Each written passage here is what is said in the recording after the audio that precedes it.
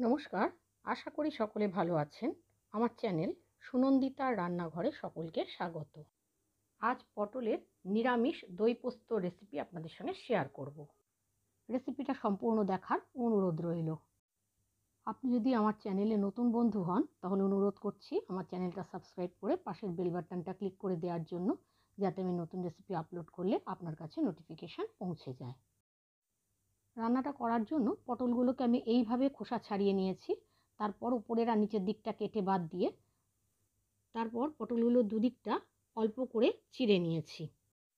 এবার হাফ চা চামচ লবণ আর 1/4 চা চামচ হলুদ গুঁড়ো দিয়ে পটলগুলোর গায়ে আমি মাখিয়ে কিছুক্ষণ ম্যারিনেট করে রেখেছি।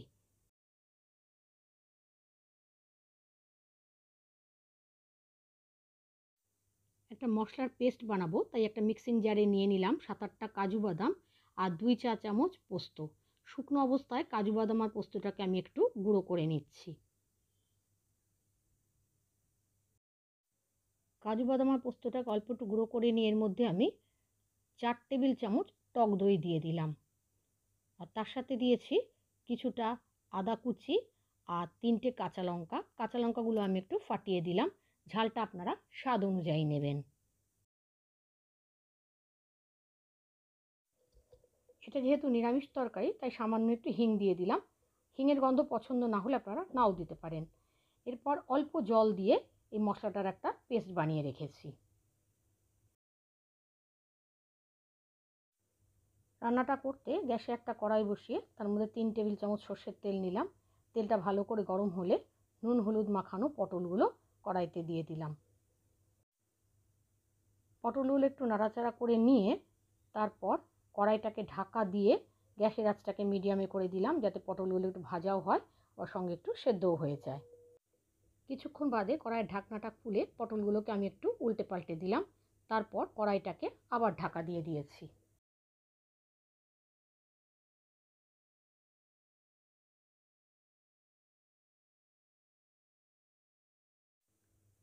এইভাবে ঢাকা দিয়ে গ্যাসের আঁচটা মিডিয়ামে করে পটলগুলোকে আমি একটু লাল করে ভেজে নিয়েছি।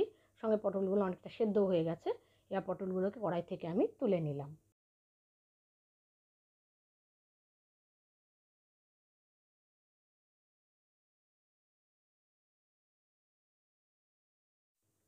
পটলগুলো ভেজে তুলে নেওয়ার পর কড়াইতে যে তেল ছিল তার মধ্যে আমি আরও 1 চা চামচ সর্ষের তেল দিয়ে দিলাম। তেলটা একটু গরম হওয়ার পর আবার গ্যাসের আঁচটাকে আমি একেবারে লো করে দিয়েছি। দিয়ে যে মশলার পেস্টটা বানানো ছিল সেটা কড়াইতে দিয়ে দিলাম। যেহেতু এর মধ্যে দই দেওয়া আছে তাই গ্যাসের আঁচটাকে একেবারে লোতে করে দিতে হবে। আর মিক্সিং জারটা ধুয়ে অল্প জলও দিয়ে দিলাম। তার সঙ্গে দিয়ে দিলাম স্বাদ অনুযায়ী লবণ, 1/4 চা চামচ হলুদ গুঁড়ো, 1/4 চা চামচ কাশ্মীরি লঙ্কার গুঁড়ো আর দিয়ে দিলাম 1 চা চামচ চিনি। যেহেতু এটা নিরামিষ তরকারি আর এর মধ্যে দই দেওয়া আছে তাই স্বাদটাকে ব্যালেন্স করার জন্য 1 চা চামচ চিনি দিয়ে দিলাম। সমস্ত মশলা একটু ভালোভাবে মিশিয়ে নিলাম। তারপর মশলাটাকে আমি একটু কষিয়ে নিয়েছি।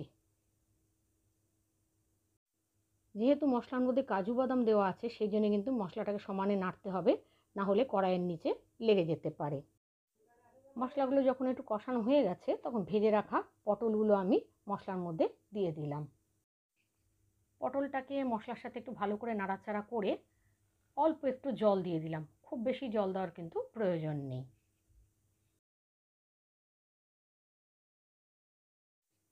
ঝোলটা যখন ফুটে উঠলো তখন কড়াইটাকে আমি আবার ঢাকা দিয়ে গ্যাসের আঁচটাকে মিডিয়ামে করে 3 মিনিট রান্না করে নিয়েছি। 3 মিনিট বাদে আমি কড়াইয়ের ঢাকনাটা খুলে দিলাম। আমার কিন্তু রান্নাটা হয়ে গেছে, পটলও খুব ভালোভাবেই সেদ্ধ হয়ে গেছে। এখন সব শেষে দিয়ে দিলাম 1/4 চা চামচ গরম মশলার গুঁড়ো আর কিছুটা কসুরি মেথি। কসুরি মেথিটাকে আমি হাতের মধ্যে নিয়ে গুঁড়ো করে দিয়ে দিলাম। কসুরি মেথি দিলে গন্ধটা খুব সুন্দর হয়, তবে আপনাদের কাছে না থাকলে নাও দিতে পারেন। গরম মশলা গুঁড়ো আর কসুরি মেথিটাকে ভালোভাবে মিশিয়ে নিয়েছি। নিয়ে তারপর গ্যাসের আঁচটাকে বন্ধ করে কড়াইটাকে আমি ঢাকা দিয়ে 5 মিনিট রেখে দিলাম। 5 মিনিট বাদে আমি পরিবেশন করে দিয়েছি পটলের নিরামিষ দই পোস্ত।